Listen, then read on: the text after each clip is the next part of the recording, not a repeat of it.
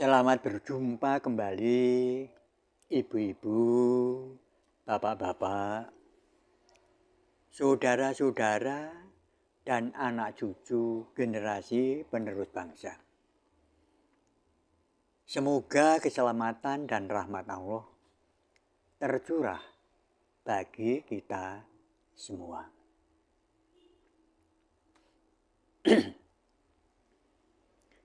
Pada kesempatan yang baik ini, saya akan menyampaikan obrolan dengan topik pengasih penyayang dalam tindakan.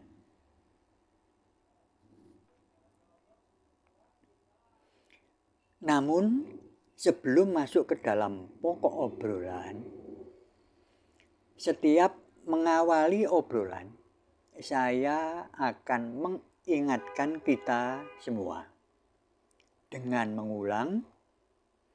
mengulang, dan mengulang tentang hakikat beragama. Apapun agamanya, yaitu untuk membangun manusia agar menjadi insan yang berakhlak mulia dan berbudi pekerti luhur. Jadi hendaklah kita sadar dan ingat bahwa menganut agama itu niatnya untuk membangun diri kita sendiri agar bersemi akhlak mulia dan budi pekerti luhur tersebut di dalam hati atau di dalam rasa pangrasa kita. Mengapa harus diulang, dan diulang?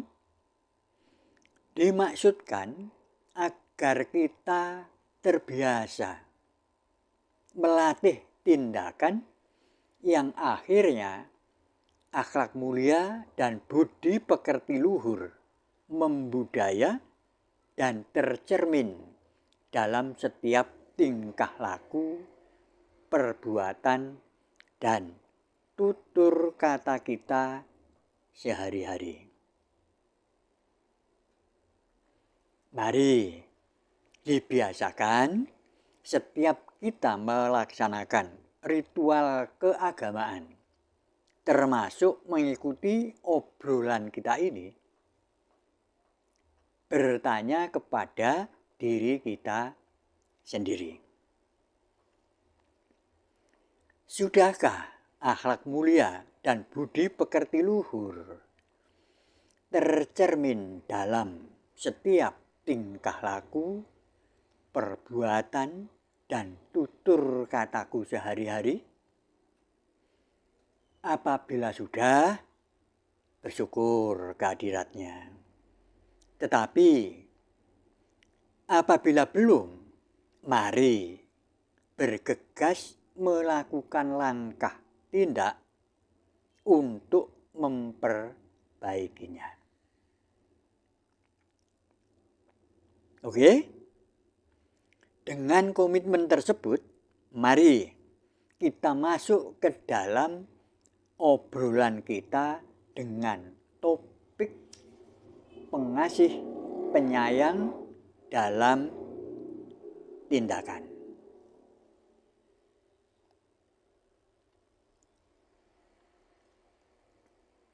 Segala sesuatu perlu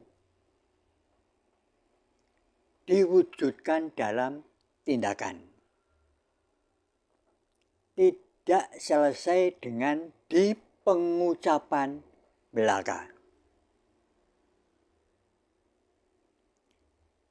Ini sekedar intermezzo, ya kita santai saja.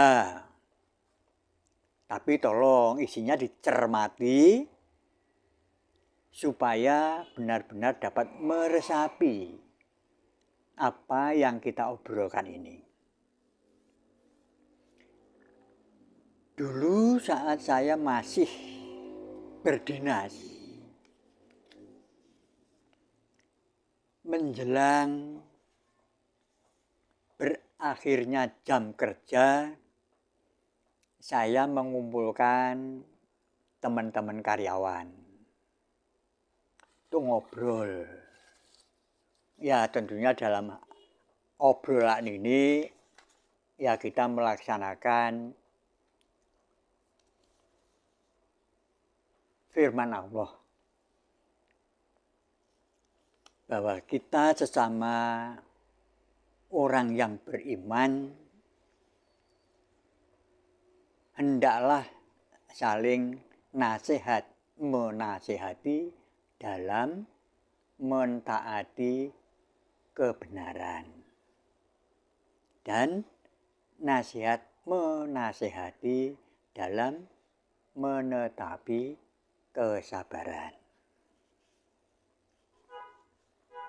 Ini di dalam Al-Quran surat Wal Asri ayat 3. Ceritanya demikian. Suatu saat saya ngobrol dengan teman-teman kantor. Kemudian saya bertanya kepada teman-teman tadi. Teman-teman, seandainya ada teman kita yang non-muslim menyembelih ayam, bagaimana hukum hasil penyembelihan ayamnya tadi? Teman-teman berkata, haram itu Pak. Nah saya tanya, mengapa dikatakan haram? Ya karena mereka tidak mengucap Bismillahirrahmanirrahim. Oh begitu.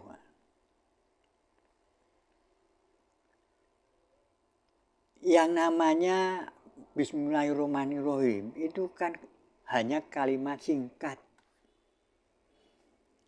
Jangankan kok orang, burung beo saja kalau dilatih mengucapkan Bismillahirrahmanirrahim, dia juga akan bisa mengucapkan Bismillahirrahmanirrahim itu. Apalagi kok manusia yang merupakan makhluk ciptaan Allah yang paling sempurna. Nah, seandainya yang teman kita yang non-muslim tadi terus membacakan Bismillahirrahmanirrahim lalu menyembelih ayam, apa hukumnya? Tetap haram Pak. Loh, katanya tadi dikatakan haram karena tidak menyebut kata Bismillahirrahmanirrahim. Nah sekarang setelah menyebut Bismillahirrahmanirrahim tetap dikatakan haram. Ini berarti sampean menggunakan standar ganda. Mengapa sampean mengatakan itu haram? Iya karena beliaunya kan non-muslim. Oh begitu. Baik sekarang saya ubah ceritanya, oke ya. Ceritanya ini begini. Ini ada 3 orang muslim semua akan menyembelih ayam. Kira-kira gimana? Wah, teman-teman lalu menjawab, halal Pak. Karena yang menyembelih muslim. Oh, gitu. Oke, saya lanjutkan obrolan kita. Muslim yang pertama, dia membawa pisau yang sudah dipersiapkan sedemikian rupa sehingga tajam setengah mati. Tajam banget pokoknya. Kemudian dengan mengucap Bismillahirrahmanirrahim, cus mati si ayam. Terus muslim yang kedua juga membawa alat. Mengucap bismillahirrahmanirrahim, pegang leher ayam, ekek, nggak mati-mati. Bahkan yuk, lari. Akhirnya juga mati. Karena si pemotong tadi menggunakan golok yang tumpulnya setengah mati. Lalu yang ketiga, ini juga muslim loh. Pegang kepala ayam, tempatkan di batu, dipukul dengan batu kepalanya. Yuk. Lari, keok, akhirnya juga mati. Karena kepalanya sudah dipukul batu oleh si pemotong tadi. Lalu bagaimana itu? Halal karena yang memotong muslim? Tapi yang halal, yang afdol, yang pertama Pak. Kenapa? Ya karena yang pertama tadi menggunakan pisau yang setengah mateng, setengah mati. Ketajamannya sangat tajam maksudnya. Sehingga si ayam tidak merasa teraniaya, langsung mati. Oh, baik kalau begitu. Dari ketiga cara memotong ayam tadi, coba sampean rasakan. Pertama tadi mengatakan meskipun dengan cara seperti apa, karena muslim yang memotong dan mengucap bismillahirrahmanirrahim, halal hasilnya. Ternyata Anda tadi mengatakan yang pertama itu yang afdol. Nah, lalu artinya apa? Artinya bahwa ayat-ayat Allah itu atau firman Tuhan atau firman Allah itu tidak hanya cukup di ucapan saja, tapi harus dilaksanakan. Seperti bismillahirrahmanirrahim. Dengan mengucap bismillahirrahmanirrahim, tentunya pengasih penyayang itu juga kita terapkan meskipun kita akan menyembelih ayam. Sehingga si ayam tidak merasakan akan teraniaya dan sakit berkepanjangan. Ya dia bisanya ya keok-keok karena dia nggak bisa ngomong, wah sakit pak, tidak bisa. Dari sekedar cerita ini tentunya hendaklah menyadarkan kita bahwa yang namanya firman Allah itu wajibnya dilaksanakan. Tidak hanya selesai di pengucapan belaka. Tidak.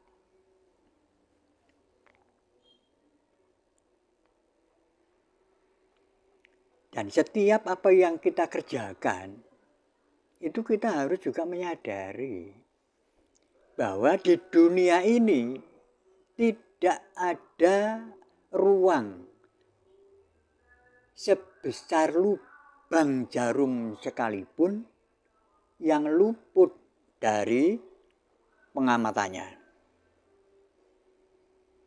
Karena apa? Ya karena Tuhan selalu beserta kita. Coba mari kita lihat. Jadi nanti kan setiap apa yang kita kerjakan tentu akan ada balasannya. Kita lihat di dalam Al-Quran surat Al-Jaljalah ayat 7. Ya, oke, bisa bacakan biar nggak keliru. Barang siapa yang mengerjakan kebaikan sebesar zarah pun, niscaya dia akan melihat balasannya. Ayat 8. Barang siapa yang mengerjakan kejahatan secara pun, niscaya dia akan melihat balasannya pula. Nah, dari sini mari kita jangan terlalu mudah atau gegabah di dalam kita bertindak. Karena setiap tindakan yang kita lakukan akan menerima balikannya. Oke, sampai di sini.